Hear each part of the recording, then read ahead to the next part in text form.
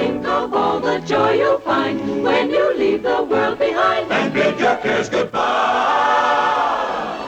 You can fly, you can fly, you can fly, you can fly, you can fly. Hi everyone, this is Thomas Kinkade.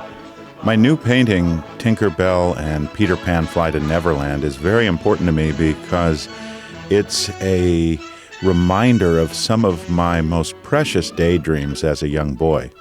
Peter Pan represented for me a wonderful flight of the imagination, not just because the characters visit Neverland, but also because of the wonderful views of London. The scene of the characters taking flight out of the window and soaring high above London has to be one of the great cinematic moments ever. As I began work on the Peter Pan composition, I was torn because there is the world of Neverland, where many of the adventures of the film happen, and then there's the world of London. This presented a dilemma because clearly there is not a scene from the movie that would capture all the elements I wanted to paint. As I began work, I once again sought to develop a composition that encompasses what I call the narrative panorama of the movie.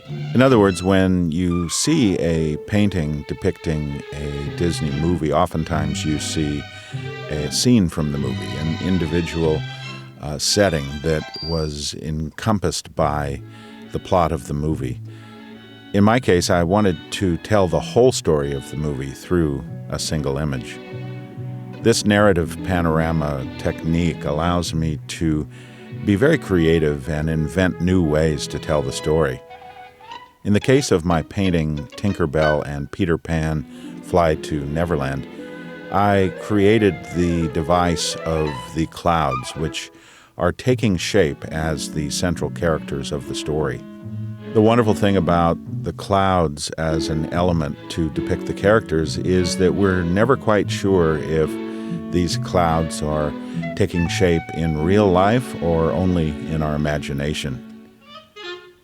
I enjoyed painting the character of the Indian chief, Mr. Smee, Captain Hook with his leering expression, the lost boys who gather around the left-hand side of the composition, and of course the ticking crocodile, which figures so prominently in the story. We see the crocodile emerging from the clouds as though he is emerging from water, perhaps the waters of the Thames River below.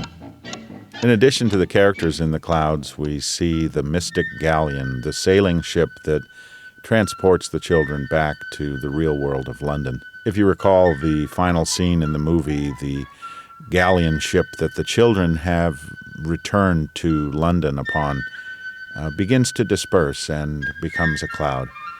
It's a wonderful transition device because we, as the viewer of the movie, are left wondering if the entire adventure in Neverland was real or perhaps just a daydream from the children.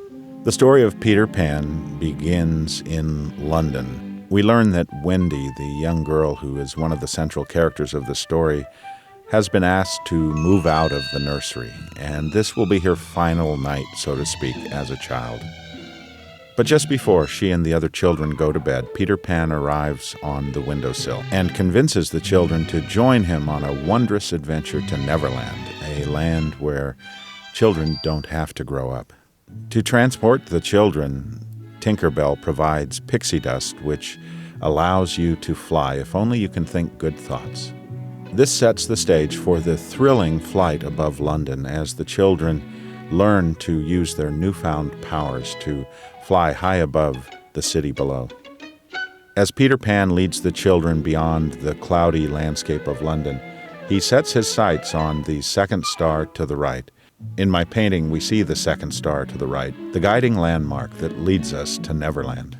In the Peter Pan movie, the children circle Neverland and look down upon the adventures that await them. To the left, we see the Indian encampment, scene of many adventures as the children meet with the great chief. In the center of Neverland, we see the captain's ship. Captain Hook and his men are the enemies of Peter Pan and would find ways to trap the children if they could. To the right of the pirate ship, we see the hideout of the Lost Boys. James Barrie, the wonderful author who created Peter Pan, envisioned the Lost Boys as children without a home. And in the Disney movie, the Lost Boys are transformed into a rough and tumble group of young boys who are always up for any adventure. In a cove to the far right of the island, we see Mermaid Lagoon. And if you look carefully enough, you can see some mermaids cavorting on the rocks. Skull Rock is at the far right of the composition. And of course, this is the setting where Captain Hook transports Princess Tiger Lily, the daughter of the big Indian chief. I enjoyed the fact that there are several different lighting sources in this painting. On the one hand, we have the rising sun, which is in the distance beyond the island of Neverland. This casts a lot of warm light, including pinks and ochre tones and orangey, pale, rosy tones. To the right is a full moon, which casts a pale greenish light that illuminates the characters that we see in the clouds. Of course, Tinkerbell and Big Ben behind her create their own amber light, which causes a radiant glow in the lower right-hand corner of the painting. Of course, what would a Thomas Kinkade painting be without hidden elements? And my painting, Tinkerbell and Peter Pan Fly to Neverland, is no exception. Spanning the Thames River below them is the Tower Bridge, a famous landmark in London. If you look upon the bridge, you will see vintage vehicles that suggest an earlier day in London. Of course, the Peter Pan movie does not depict vehicles in London, but if you recall the wonderful ride in Disneyland, you will see London below you.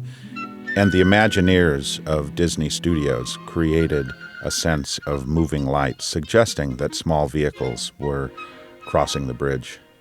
In all my Disney paintings, I hide tributes to the Disney organization, including the famous hidden Mickeys. There are many hidden Mickeys in this painting.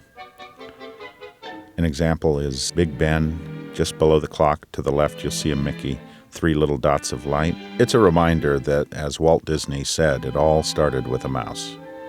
To the lower left of the composition, we see another hidden Mickey, a balloon vendor, and of course, he's sporting an entire group of Mickey Mouse balloons. In the story, Nana the dog gets sprinkled with pixie dust and is seen flying high above London as her rope tethers her to the ground. Vintage boats are making their way up the Thames, and of course the lights of London sparkle and reflect in the waters. The cityscape was fascinating and allowed the opportunity for lots of hidden details. See if you can allow your eye to wander through the neighborhoods of London and discover the beautiful architecture that characterizes this historic city. Looking over the scene in the lower right foreground in front of the bridge is Snow White and Pinocchio. In my Disney paintings, I hide tributes whenever I can to other characters from Disney movies. I thought it was appropriate, as I created painting number 3 in the series, to create a tribute to the other 2 paintings I've done so far. There are 25 hidden ends in the painting, a tribute to my wife Nanette, and a tribute to my 25th year as a published artist. The theme of Peter Pan is the tug-of-war that exists between a child's desire to cling to the fantasies and the joys of youth and the ultimate necessity to grow up. There's a very special energy in the story of Peter Pan that captivated me as a child. I must say it's been a tremendous honor to work on this tribute painting to Tinkerbell and Peter Pan. I hope I've captured some of the energy of the story, and that this painting will be a reminder to many millions of people to never lose sight of your childhood dreams.